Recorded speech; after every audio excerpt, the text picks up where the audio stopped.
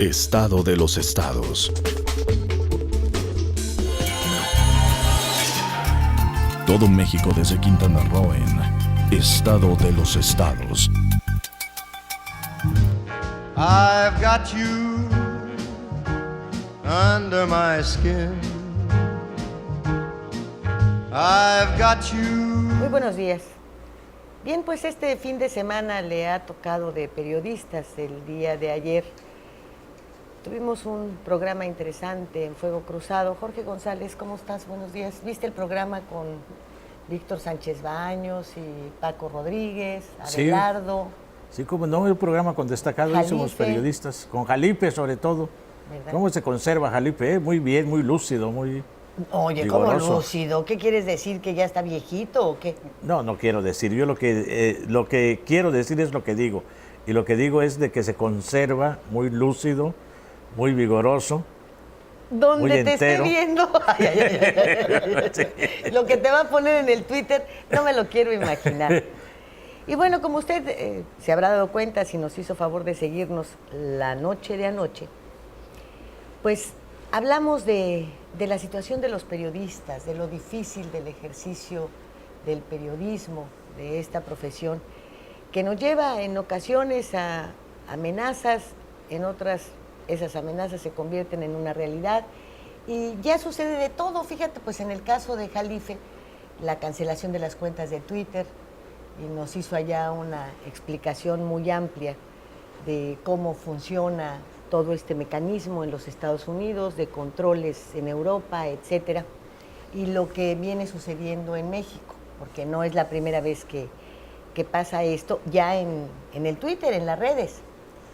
Pero esa es la visión de ellos desde el centro.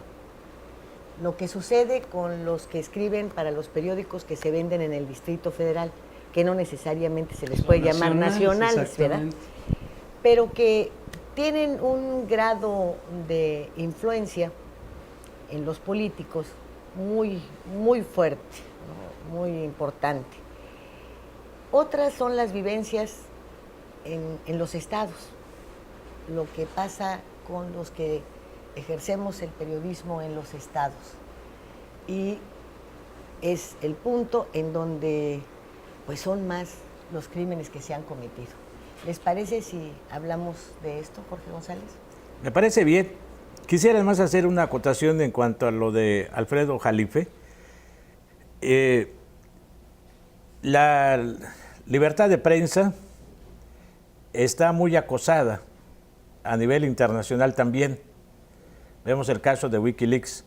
En el caso de Alfredo Jalife, se entiende, se explica, mas no se justifica, porque él es un gran conocedor, quizá el que conoce mejor las entrañas de la política en el Medio Oriente. Conoce los intereses del Estado de Israel que se ramifican en Estados Unidos, en América, en todo el mundo, y ha puesto al descubierto estos intereses. Y en esa medida se convierte en un hombre peligroso, porque claro, tiene mucha información de primera mano sobre los intereses que se mueven en todos los conflictos que actualmente se dan en el Medio Oriente, fundamentalmente los relacionados con el petróleo, que también tiene que ver con México. Sí, recordarás cuando lo conocimos hace más de 30 años. Sí, cómo no. Cuando estaba yo haciendo aquella serie de reportajes sobre pues, Palestina, claro, la posición del Líbano en ese momento, lo que significaba la creación del Estado de Israel. Sí, cómo no. Ahí sí, fue donde conocimos a Alfredo Jalife. Así es. Y él conoce entonces, no solamente por información, experto, sino conoce a los protagonistas, claro, del Medio Oriente. Bien, pero ¿y vemos, en nuestro país? Por ejemplo, el asesinato de Manuel Buendía, bueno, sacude al periodismo en general, pero tenemos ya más de 100 muertos en el interior del país. ¿Y qué pasa? ¿Tú en dónde encuentras el peligro del ejercicio del periodismo en los estados, Julio César Silva? Bueno, hasta donde podemos ver el crimen o el peligro que corren o que corremos los periodistas, sobre todo en zonas donde está de manera muy acentuada la presencia del narcotráfico, ¿no? Vemos como en Tamaulipas, en Veracruz, por ejemplo, en Sonora en algún momento se ha dado el mayor número de casos de desaparición y de asesinatos de periodistas. Yo creo que los gobiernos de alguna forma, pero ahora más el crimen organizado, se ha convertido en el principal enemigo de la libertad de expresión. Francisco Armand. Se dice en estadísticas para el año pasado que México ocupa el tercer lugar como el país más peligroso para hacer periodismo en el planeta. Y estamos hablando de lugares que son Irak, estamos hablando de lugares como Siria y después viene México. Esto habla justamente de la vulnerabilidad que tiene el reportero, el periodista en nuestro país, y efectivamente, como ustedes mencionan, viene de las provincias. Podríamos agregar también Guerrero, Veracruz, la parte de Tamaulipas, Nuevo León, y como bien dice Julio César, ahora ya la censura no viene de los gobiernos locales, que sigue siendo fuertísima, sino de los grupos delincuenciales organizados, y es un tema grave, Lilia, es un tema muy grave. Santiago Santamaría. Sí, porque además ya creo que hay otro elemento que es el temor incluso del periodista pues a realizar su labor. En alguna medida pues nos entra un poquito muchas veces la fiebre de la autocensura, ¿no?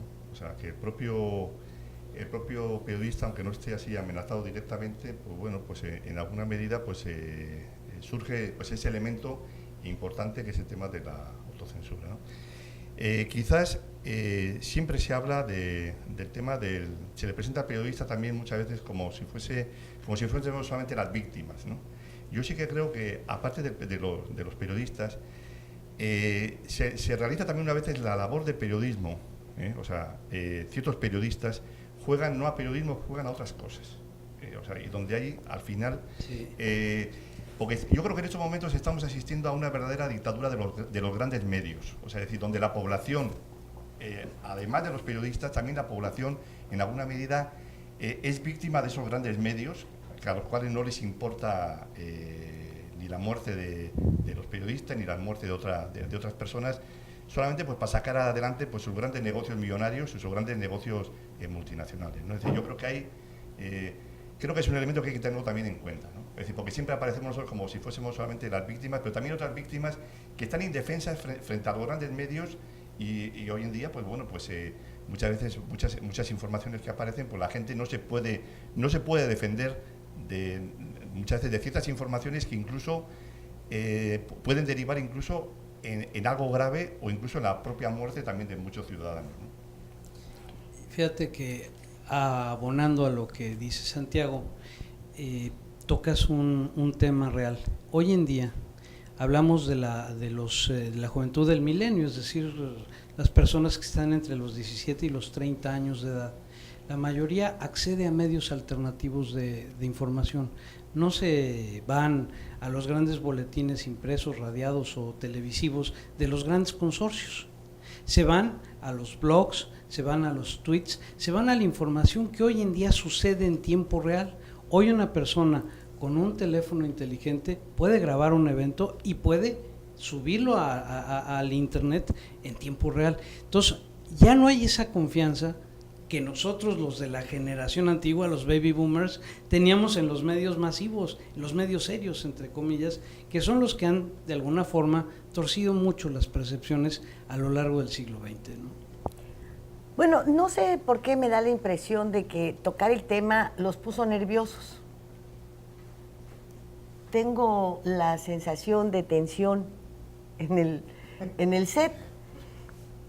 Ojalá que solamente sea una mala percepción de mi parte, pero creo que hay temas que es necesario sacar a la luz y que deben descubrirse. Uno, no puede ser la misma, y no lo es, la misma forma de ejercer el periodismo en las entidades que en el Distrito Federal.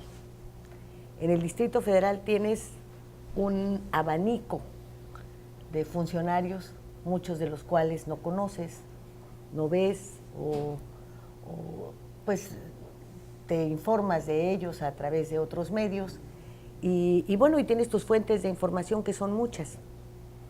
En los estados prácticamente convives con el poder.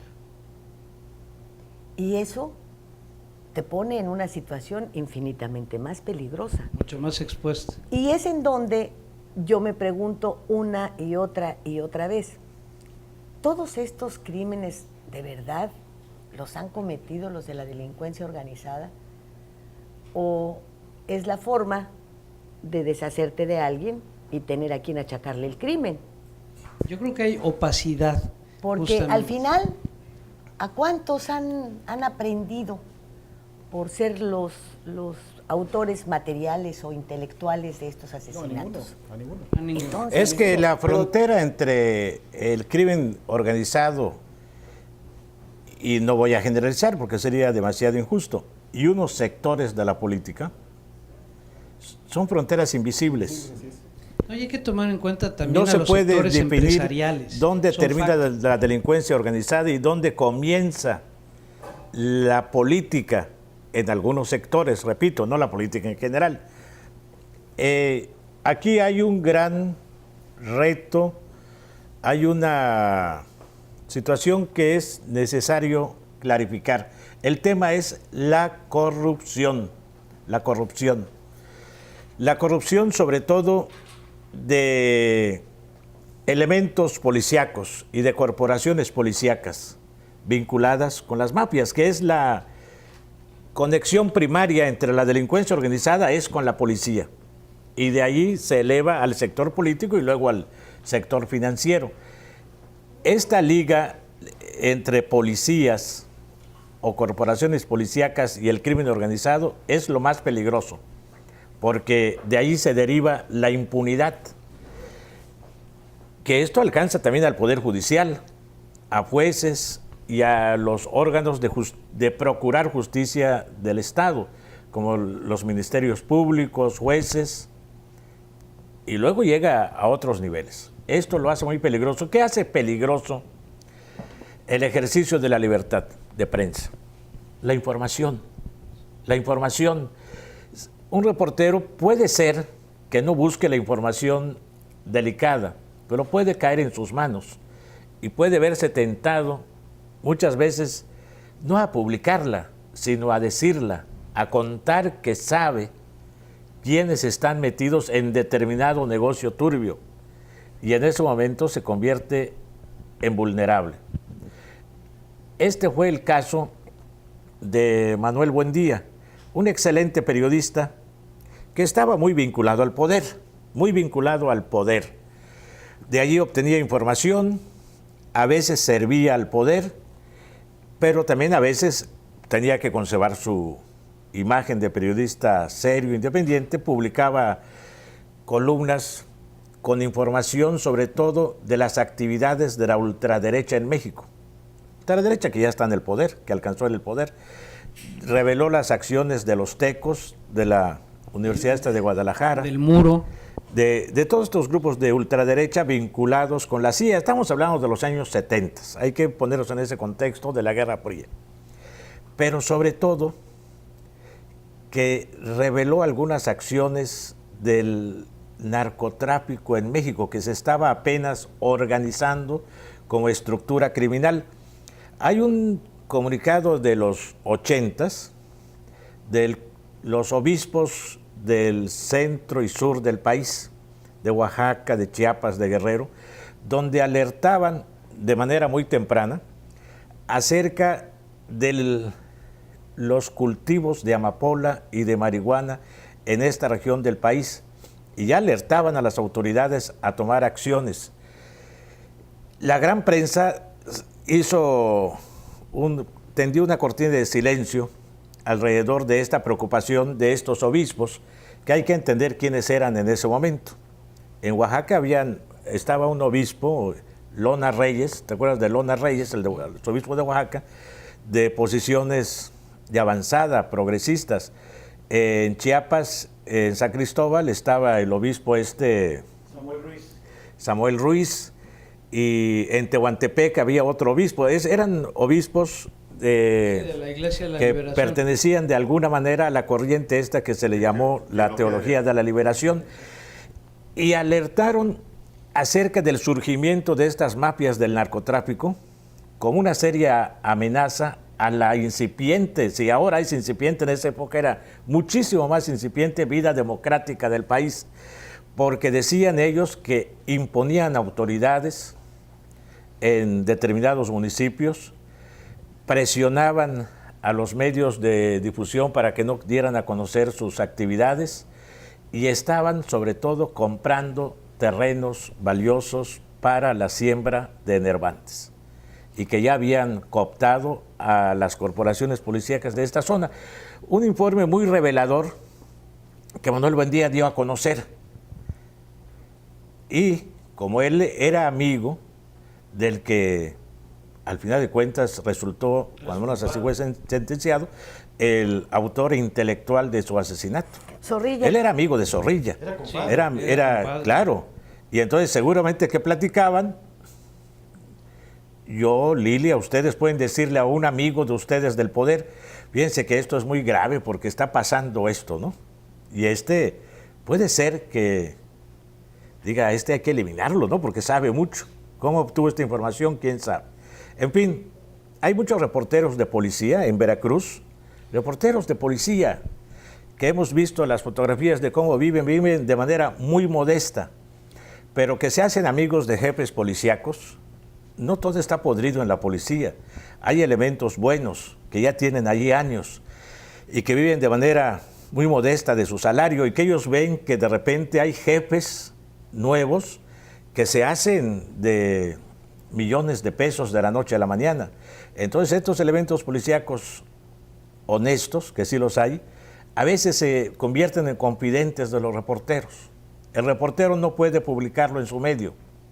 Por eso las autoridades dicen, vamos a rastrear las últimas notas de este reportero. No encontramos nada, claro que no hay nada porque no pudo haberlo publicado, su medio no se lo hubiera publicado, pero él sabía mucho. Entonces, es lo que tú dices, Lilia, que a veces da miedo, a veces sabe uno cosas. Yo no sé nada, por ejemplo, ¿no?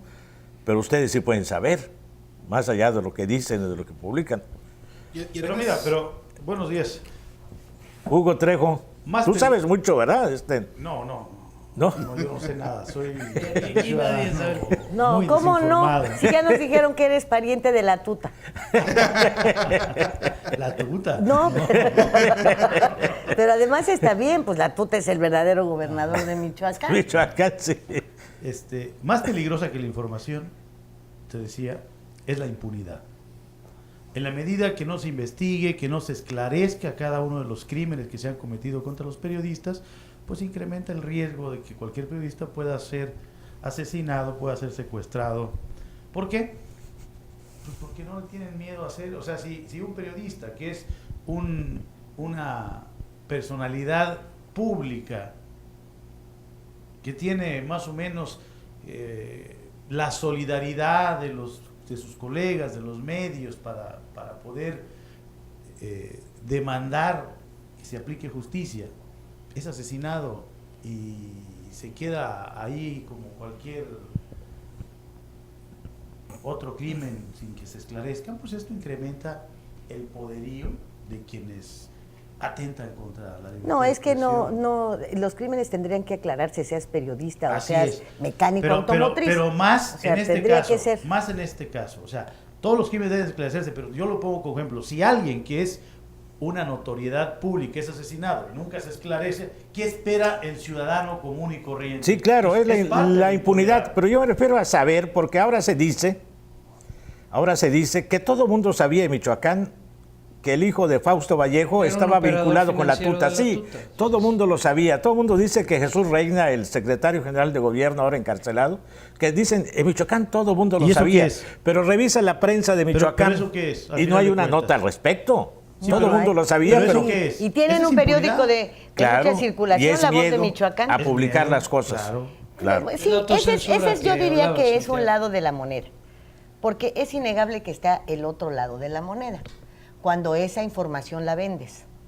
O la ¿verdad? usas para extorsionar a alguien. Por eso la que se da vemos, mucho la también vemos. por parte de En reporteros y extorsionadores. Ah, periodistas. bueno, Entonces, los hay, y eso está Claro bien que los hay. innegable. Y yo también creo que en la medida en la que tú ejerces tu trabajo, nadie come fuego. Y creo también que, pues, en un círculo muy cerrado de amigos, pues tú puedes platicar lo que sea, pero equivocado estarás, y yo no creo que sea el caso de Buendía, y tal vez tampoco es el caso de muchos de nosotros, si te confundes y crees que el político es tu amigo. Y claro, ese es el error. Eso es una tontería. O sea, ni él es tu amigo, ni tú eres su amigo. Aunque lo hagas, compadre. Aunque lo hagas, compadre. Claro. Así es. O sea, esta pareja, políticos y periodistas, es un matrimonio mal simulado. Durmiendo Porque, con el enemigo. sí, en cuanto tú dejas de escribir, el político se olvidó de que eres su cuate, ¿eh? Ni la llamada te toma. Se espera hasta que resurges en algún otro medio y, oye, ¿por qué has estado tan alejado? Pero nosotros hacemos lo mismo. O sea, ellos dejan el poder y adiós, que te vaya bien. También, claro. O sea, sí, bueno. Cuando resurge también. Sí, ya después, óyeme, qué bueno, qué bueno que la revolución te hizo justicia, ¿no? En fin, o sea, esa es la verdadera relación. Yo creo que de aquí surge eso de que con una mano puedes contar tus amigos, pero yo creo que te sobran dedos si se trata de los políticos. Pero también existe el otro lado. Recibes tú, a lo mejor de los narcos, a lo mejor de los políticos, a lo mejor del clero, una lana. Y luego les pegas. Y bueno, pues como decía López Portillo, nadie paga porque le peguen. Si te están comprando, si te estás vendiendo, y luego le dices, ajá, no, bueno, pero por esto no me pagaste. Ah, bueno, entonces, ¿qué es pago por evento? ¿O de qué se trata, no? Y entonces, bueno, tienen la posibilidad de darte un susto, pues te lo dan. ¿Qué acaso tú no tuviste la posibilidad de darle su buen madrazo? Ah, pues si se lo diste, ¿no? Entonces, juego que tiene desquite ni quien se fije. Entonces, ¿cuál es el remedio? ¿La ética? La ética. Sí, claro. La ética Sí, y el manejo de la información misma. ¿Por qué vale la información? La información vale en términos de los intereses que afecta. Claro. En el caso que tú mencionas de lo que sabía Buendía y del reporte de los curas estos, en esos tiempos circulaban los mapas, pero por todas las redacciones de los periódicos, y se publicaban. Y a nadie mataron más que a Buendía, ¿eh? Y se publicaban y estaba el corredor y se señalaba a Antonio Toledo Corro. Sí, pero hubo dos asesinatos en Veracruz sobre esa misma época. De la época. Hubo dos asesinatos en Veracruz. Ubicados perfectamente bien, tanto en el poder político como dentro del narcotráfico. Y nada más mataron a Buendía. Y estos mapas y toda esta información salía en todos los periódicos, ¿eh?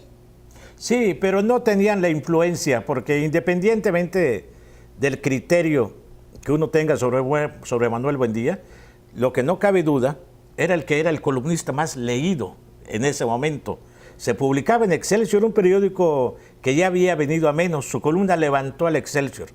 Entonces, también tenía un efecto, no sé. Mira, también te voy a decir, había otro, de Negri. Sí, por eso, la columna de Negri era muy leída, por eso. Yo no estoy hablando de si era buena o mala columna, ética o no ética, era muy leída. Una factura al secretario de Turismo. Y pues le hablaban y le preguntaban, oiga, señor de Negri, ¿y esta factura de qué es? Ay, pues de lo que dice ahí el concepto. Oiga, no, es que no se la vamos a poder pagar. Está bueno, devuélvala. A la mañana siguiente. Vimos al fulano de tal, secretario de Turismo, entrar a tal restaurante acompañado de una guapa mujer cuyas medidas son 90, 60, 90, que tas, y en la tarde, oiga, mándenos su factura, señor de Negri. A de Negri lo mató su mujer. Pero a de Negri lo mató su mujer, te iba a decir. Por eso, bueno, sí, pues sí, pero te es. matan, o sea, te matan. pero te buscaste que te maten, porque a la señora la ponía a servirle a sus amigos desnuda, y era la madre de sus hijos, ¿eh? Y solamente con el delantal puesto y totalmente desnuda y atiende a mis amigos, ¿no? O sea, era un sujeto perverso. Todo esto se sabe después, cuando la señora está en la cárcel y decide hablar. Además, no habló para defenderse, la sentenciaron y lo aceptó. Y después dijo, ahora voy a platicar cuál es mi verdad, ¿verdad? No la platiqué antes porque no me interesa que me quiten un año ni que me reduzcan ninguna condena, lo maté a gusto. Bueno, ¿y qué? O sea, aquí no hay hermanas de la caridad, ¿eh? Ni de aquel lado, ni del otro, ni del otro. No, claro, pero bueno, Carlos de Negri era un periodista con una influencia como pocos han tenido en la vida política de este país, independientemente de eso, porque tenía un estilo, creó un estilo. Él fue el columnista por excelencia, Carlos de Negri. Bueno, tenemos otro, Mario Munguía, el Matarili. Cómo no, en la cuestión policíaca también. En lo máximo, sí. No ha habido otro. Bueno, pero a ese no lo mataron. No, ese murió solito de viejo. Claro. Todos los días le pegaba al jefe de la policía. Y 2 veces al mes se sentaban a comer. Pegarle al jefe de la policía era su escudo de protección. No lo podía correr el regente, porque no le iba a dar gusto al periodista ese pelón de los tirantitos que todos los días le pega. Así que aquí te quedas, ¿no? Y así se aguantó al general Mota, un bueno para nada. Y así se aguantó a un montón de jefes de la policía que eran sus cuates. Le pagaban porque les pegara para mantenerse con el vigentes, ¿no? Sin temor alguno de que los fueran a correr. Es el otro lado de la moneda. O sea, por eso digo que es peligrosa la profesión. ¿Qué tanto los periodistas hemos contribuido a hacerla peligrosa? Con nuestra propia actuación. Sí. Digo que tengo un amigo, un periodista muy antiguo, bueno, no voy a usar un eufemismo diciendo antiguo, muy viejo de Mérida, que se llama Franklin Alonso, que fue maestro, fíjate, de Mario Menéndez, el director del Por Esto. Cuando Mario Menéndez entró a la redacción del Diario Yucatán, de sus parientes, no, pues si tu como amigo reportero. Ya es antiguo, ya es pieza de museo. Este era un reportero antiguo, creo que lo conoce Hugo Trejo. Claro. Le pusieron a Franklin Alonso para que lo enseñara, a ver, y trabajaban juntos. Bueno, ya no sé si viva todavía Franklin Alonso, creo que sí vive todavía. Y me dijo, yo no sé quién le ha hecho más daño a este país, si los periodistas o los políticos. Es correcto. Al cabo de su vida llega no a esa conclusión, sino que se hace esa gran pregunta. Sí. Además, nunca olvide. Oye, con eso dejamos esto, ¿no? Vámonos al corte. Usted decide quién le ha hecho más daño a este país. Los malos periodistas. Y los malos políticos, claro. Bueno, luego me presentan a los buenos, ¿eh? De los dos lados. A los buenos políticos. No, lo que hay que ver es la relación entre buenos y malos. Sí. Vámonos al corte, enseguida volvemos. Estado de los estados.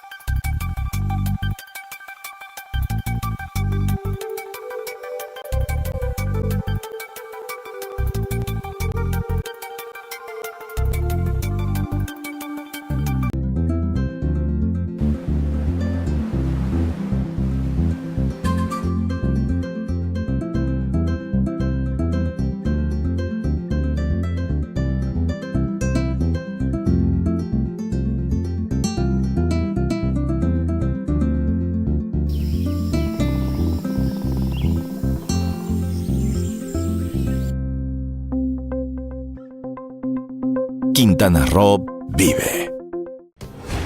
Las cosas que queremos, los proyectos que empiezan, las ilusiones concretadas, necesitan una asesoría legal y una base concreta.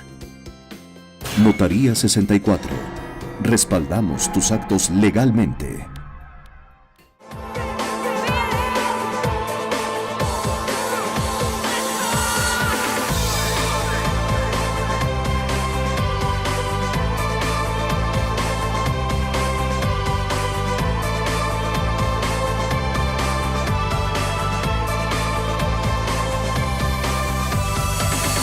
Mare Publicidad Lleva tu mensaje a donde está la audiencia. Tenemos la mejor opción para publicitar marcas, productos y servicios. Contamos con 200 pantallas de alta definición en unidades de transporte urbano, instaladas estratégicamente para que todos los pasajeros puedan ver nuestra programación. Recorremos las principales rutas del centro y zona hotelera de Cancún y Playa del Carmen, ofreciendo un formato dinámico que se actualiza cada 24 horas y garantiza más de 80,000 impactos diarios. Forma parte de la innovación en publicidad. Anúnciate con nosotros. Mare Publicidad. Comunicación de alto impacto en el momento y lugar correcto.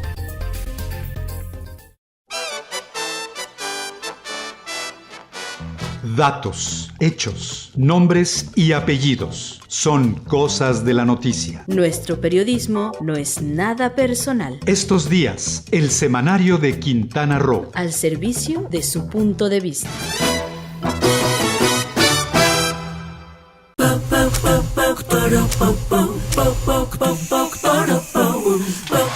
En Scissors encuentras la elegancia,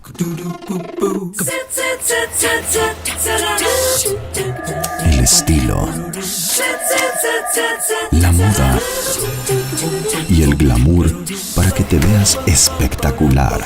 Scissors, centro de belleza y alta peluquería. Plaza Bonampak 45, local 6, Cancún, Quintana Roo. Todo México desde Quintana Roo en Estado de los Estados. I've got you. Bueno, ya nada más como una última anotación. El Matarili, recordarán ustedes que estuvo preso y fue pues la venganza del campechano Jorge Carpizo, sí, porque publicaba La Jaula de las Locas en referencia a la PGR, a él y al grupo de personajes que lo acompañaban y que estaban presentes en ese ejercicio. Y bueno, pues no lo resistió y lo acusó de narcoperiodista cuando, pues, don Mario no consumía ningún tipo de enervantes. Le encantaba el trago, eso sí, pero fascinado con el trago y de Pero días. tampoco distribuía. Tampoco distribuía, claro. No. Es que dice que no consumía, pero lo fue acusado de narco. No. De y te das cuenta también de muchas de estas cosas. Claro. Hay una venganza de las más absurdas. De las más absurdas. Que esa es la Carpizo. Otra, que de repente, para deshacerse de algún periodista, les cargaban droga en los coches y por lo menos un susto te lo andan llevando. Pero, ¿qué les parece si pasamos ahora al tema de Fausto Vallejo en Michoacán, rapidísimo? Y ahí, Hugo, pues tú tienes mano. Tú eres el michoacano, ¿no? Sí. Sí. Bueno, lo de Fausto Vallejo ya es como la crónica de una muerte anunciada o de una licencia anunciada, ¿no? El individuo ya estaba muy enfermo, creo que retorna al poder después de una operación de hígado. Un trasplante de hígado, pero más para cuidar el no someter al Estado a nuevas elecciones, para cumplir con los periodos de ley. Y ahora que ya los cumple, pues ya se sale en definitiva y ya se puede acordar y puede nombrar el Congreso del Estado un gobernador sustituto o interino. Y obviamente pues ya no gobernaba, ya nomás era una especie de monigote que tenían ahí en el Estado. El personaje que está gobernando es Castillo, el coordinador de seguridad pública que puso el presidente Peña Nieto. Y pues ya la noticia diaria era, oigan, sigue Fausto Vallejo en la gobernatura de Pero Michoacán. yo creo que ya no era si se iba, sino aguantó un día más. Es algo mucho... lo absurdo ya de su posición ahí en el gobierno michoacano. Creo que es algo mucho más serio que solo quitar un monigote. Porque, bueno, la vez que se tuvo que ausentar también por motivos de salud, antes de la operación, después por el trasplante, pues lo sustituyó este señor Reina, que pues ahora está en picota por sus relaciones con la delincuencia organizada, específicamente con la familia michoacana. No, y ahora está metido también su hijo, está involucrado también su hijo. Entonces, de él son todas las ha salido en fotos con la tuta y todo este tipo de cosas. Yo creo que el gran problema del Congreso de Michoacán va a ser encontrar a alguien que no esté vinculado con el narco. Sí, porque tener una investigación muy acuciosa, muy profunda, porque aunque siga siendo una figura decorativa, pues no puedes tener a alguien vinculado con el narco como gobernador oficial, aunque sea un hecho que el comisionado Castillo es el que gobierna y el que gobernará todo el sexenio. Le van a tener que aplicar como a los policías el examen de control y confianza, ¿no? Aquí hay una cosa que como ustedes mencionan son... Imagínense nada más en un estado tan penetrado por el crimen, por el narcotráfico, pues lo que representan los diputados, ¿no?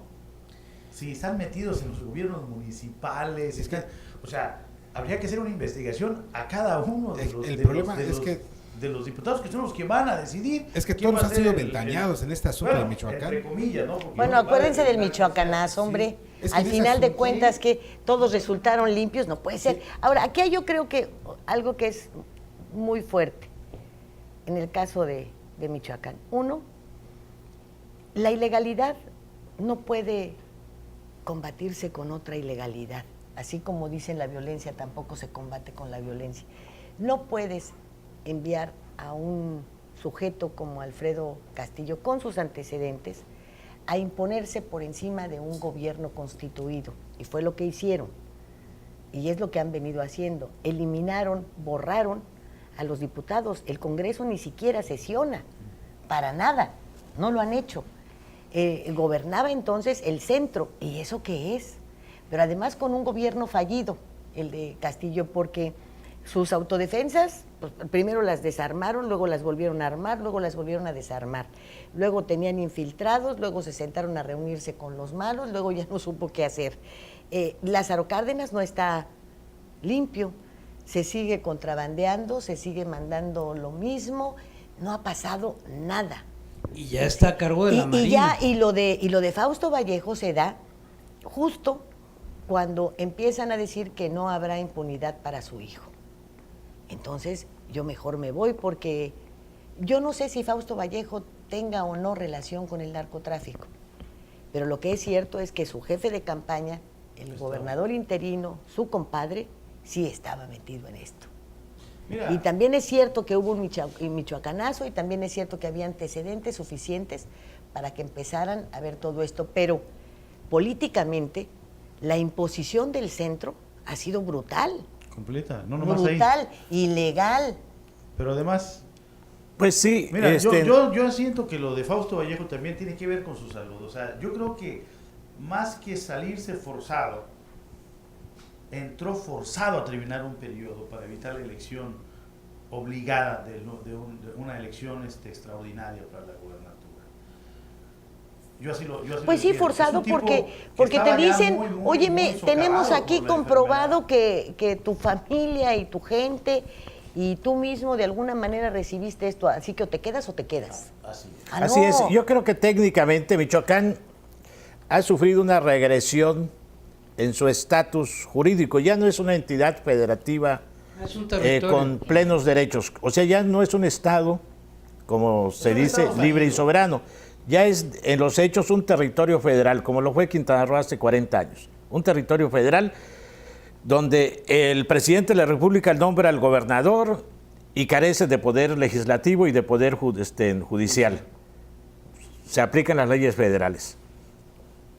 Lo que dice Hugo está muy bien señalado.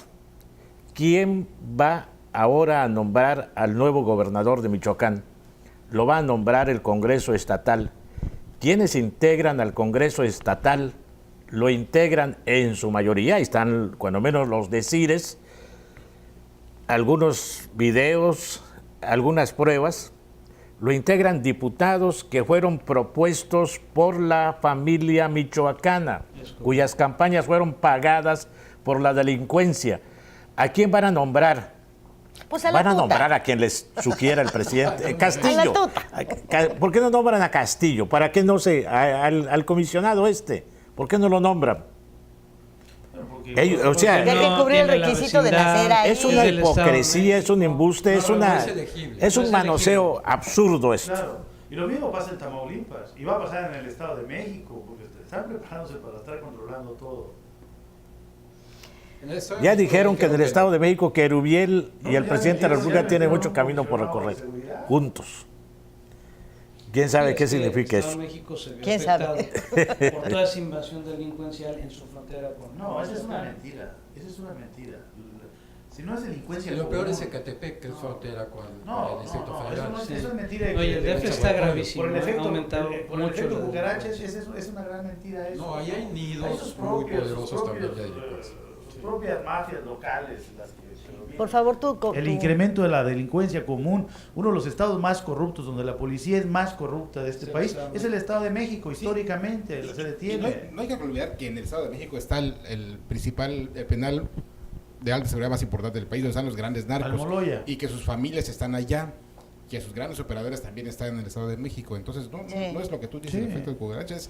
Allá tiene su centro de operaciones. Sí, pero estas grandes mafias no se dedican a asaltar domicilios, ni a asaltar gente en la calle, ni a matar taxistas, ni nada. Ellos operan los grandes negocios del narcotráfico. Pero también están, se sabe que están involucrados en ese tipo de delitos. Se ha demostrado que los feminicidios son incluso en número mayores a los de Juárez. Y también el tema de los secuestros de Estado de Los México, secuestros, están en todos los negocios. Han tenido los zampones más reconocidos de la historia. Acuérdate el jefe de la policía preventiva, el asaltante de los bancos, ¿cómo se llamaba aquel? Los nichos. El mocho orejas, todos ellos.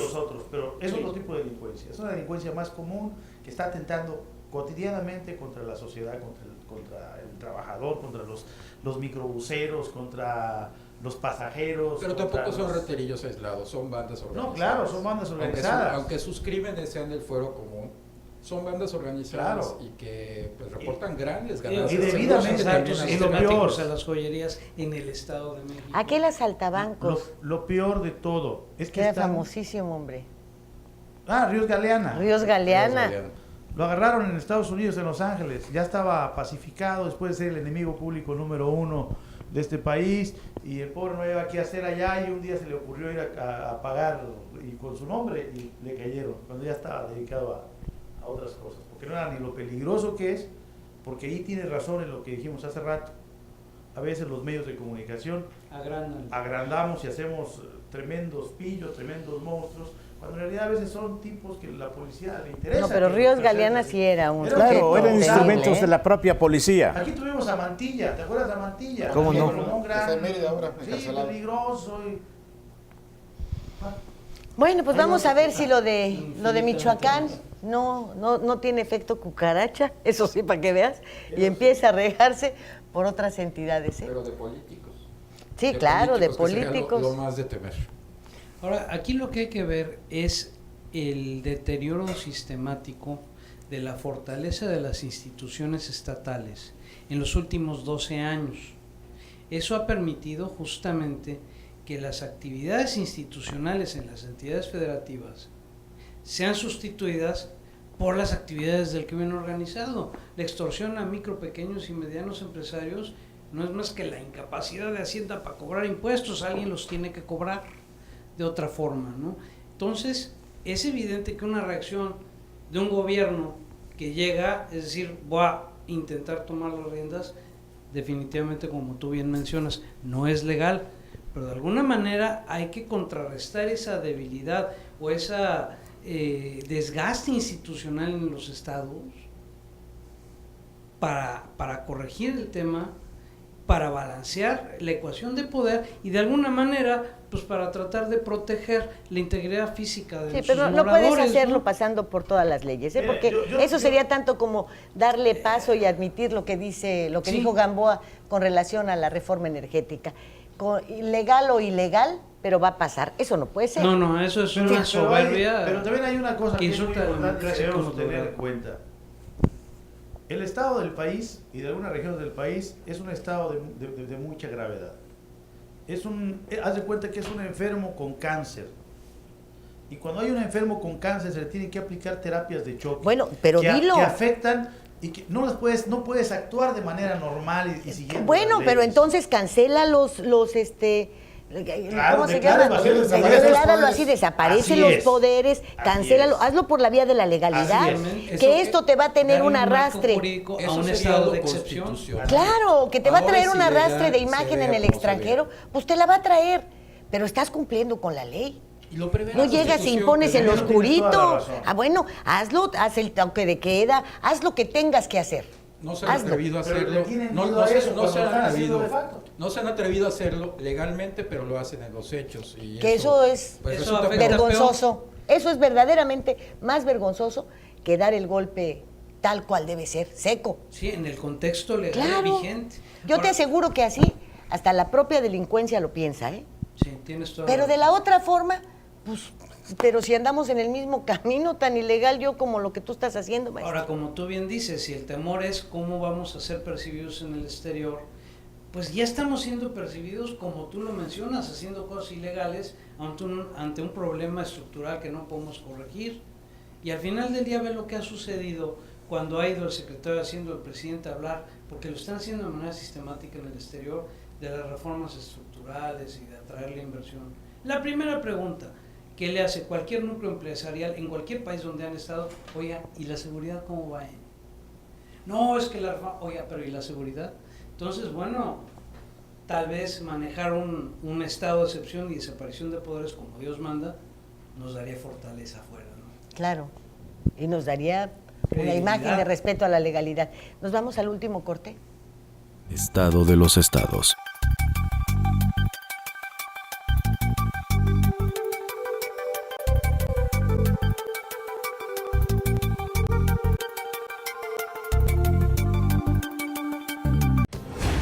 Las cosas que queremos, los proyectos que empiezan, las ilusiones concretadas, necesitan una asesoría legal y una base concreta. Notaría 64. Respaldamos tus actos legalmente. Y en esta esquina, entusiasmo, entrega, responsabilidad, apoyo al deporte y un gran compromiso informativo, porque los logros van de la mano con el servir a la gente. ¡Qué!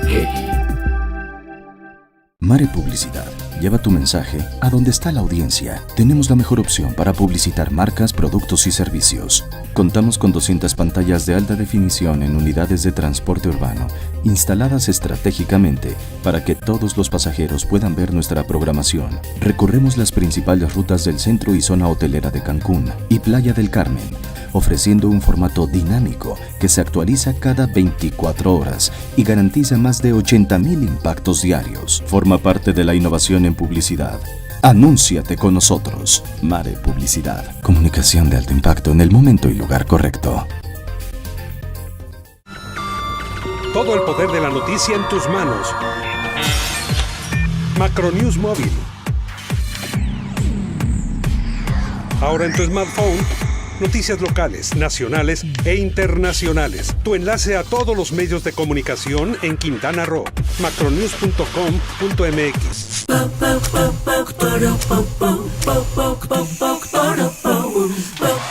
En Scissors encuentras la elegancia,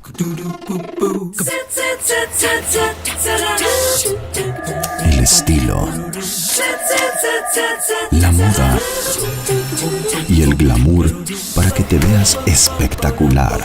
Scissors, centro de belleza y alta peluquería. Plaza Bonampak 45, local 6, Cancún, Quintana Roo. Todo México desde Quintana Roo en Estado de los Estados. Bien, pues ya en esta última parte, ¿qué les parece una opinión rápida de todos nosotros con relación a las leyes secundarias de la reforma energética? Yo puedo empezar por decir que están causando un gran problema político en el país, más que los efectos mismos que puedan tener para la viabilidad, para la economía, para la buena marcha del país. Y lo están causando porque son vistas por los partidos políticos, que son los que mandan el país después del crimen organizado, como moneda de cambio. Es decir, el PAN condiciona el apoyo al PRI en su reforma energética a que el PRI se eche para atrás en la contrarreforma en las leyes político-electorales. El PRD acepta regresar a la mesa porque el PRI lo apoyó para darle el golpe al PAN en la reforma política. En fin, estamos viendo nada más un juego que parece un juego de video en el que se tienen ciertas vidas, se van quemando, se vuelven a obtener, se vuelven a quemar, y al final los únicos que vamos a perder somos nosotros, porque la reforma va a salir como quieran los partidos, no va a salir como le convenga a México. No, va a salir... La discusión inteligente se ha omitido. Las opiniones pensantes, desde las que son adversas como la del ingeniero Cuauhtémoc Cárdenas Solórzano en el tema del petróleo, hasta las que son muy favorables, como las de los técnicos y científicos que opinan que se podría hacer mucho más con la riqueza de hidrocarburos en México, son las que menos se toman en cuenta. Aquí es, dame un voto, te lo cambio por este y se acabó. A ver, adelante. Sí, es aquí el que está Solo ganando tenemos 10 minutos para todos. Yo creo que el partido que está ganando en este juego de intereses es el que está impulsando las reformas, que es el partido en el poder, porque se pone de acuerdo con el PAN y saca una cosa, y luego se enoja el otro y se pone de acuerdo con el PRD y saca lo que no quiere este otro, y en ese ámbito ha ido creciendo. Lo que yo estoy viendo grave en cuanto a las reformas, a las leyes secundarias de la reforma energética, es que ya se empiezan a manejar ciertos intereses, como por ejemplo del hecho de que los que tengan petróleo en sus terrenos ya pueden tener derecho a tener un usufructo del mismo, que es lo que está peleando ahorita el PAN, que ya no se haga una expropiación a los dueños de esos terrenos, sino que se les permita participar. Es una posición que planteó Diego Fernández de Ceballos. Sí, pero que el PAN ya la asumió. Sí, y señala Diego que hacerlo de ninguna manera pues hace que los inversionistas se desilusionen, claro, o que ganen menos, y que de esta forma el campesino no entrega sus tierras y recibe pues ingresos al respecto. Claro. Yo creo que eso no va a pasar. Sí, porque vamos a tener como muchos holboches. No, decía dijo muchos atencos. Claro. A ver, tu opinión, por favor. Mira, los grandes 4 sectores olvidados en esta reforma energética son una reforma que permita aprovechar la energía geotérmica, la energía mini hidráulica, la energía solar y la energía de biomasas. Se les olvidó justamente toda la parte del encuadre del recurso renovable energético en estas leyes. Eso es por un lado. Por el otro lado, ojalá aprueben lo del PAN, porque finalmente sería romper de tajo con un criterio colonialista que viene desde la España antigua, que afecta a toda América Latina, donde es propiedad o del imperio o de la nación el subsuelo y el aire. En Estados Unidos, cualquier terreno que tenga petróleo es del personaje que es propietario del terreno. Y bueno, yo creo que esa es una manera un poco más lógica, más obvia de operar un sistema de explotación energética. Sí, yo creo que todo este conjunto de reformas impulsadas del gobierno del presidente Peña Nieto forma parte de un chantaje mutuo de todas las fuerzas, no solamente de las fuerzas políticas, sino de las grandes fuerzas de conglomerados empresariales que tienen sus intereses, ¿no? Y esa situación, ese chantaje mutuo que se está viviendo, está ocasionando que esas reformas no estén y no vayan a dar los resultados que se esperan. Lo estamos viendo con la reforma laboral, lo estamos viendo con la reforma fiscal, que ya están hablando de que para el próximo año hay que hacerles otra reforma, una reforma a la reforma, ¿no? Y a la educativa también.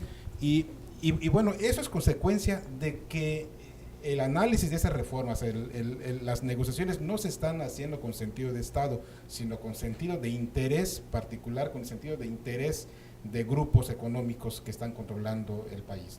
Santiago. Sí, yo creo que cuando se firma el pacto por México, yo creo que el elemento más importante que se juega es la ambigüedad, que se sirvió de la ambigüedad para que la gente se sumara un poco al tema del pacto por México. En el momento de la realidad, que es hacer las leyes secundarias, donde se va a poner los puntos y las comas, es donde hay al final, tanto el PRD como el PAN, que en los momentos en los que se firma el pacto de México, en alguna medida ellos no tenían ni un modelo de gobierno, ni un plan de gobierno para este país, donde existía solamente uno que era el del PRI.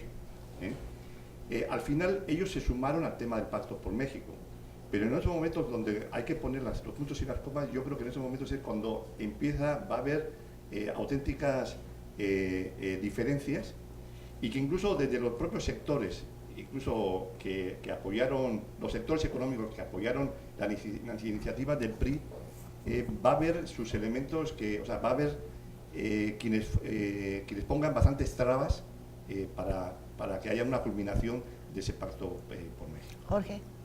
Bueno, esta situación de la reforma energética y la reforma fiscal ya está suficientemente discutido. Yo creo que no hay chantaje del PAN y del PRD para sacar algunas migajas. Al final de cuentas, lo que se ha aprobado son las iniciativas que vienen de Los Pinos, ni siquiera del PRI como partido. En Los Pinos se fija una línea y eso se aprueba con ligeras modificaciones de forma nada más.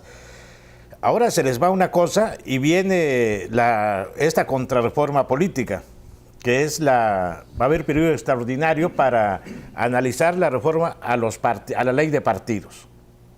Se va a eliminar estas prerrogativas, los saberes. Pues la lana que le iban a dar, que le van a dar, todavía está aprobado, a los ministros del Tribunal Electoral del Poder Judicial. Se les va a quitar.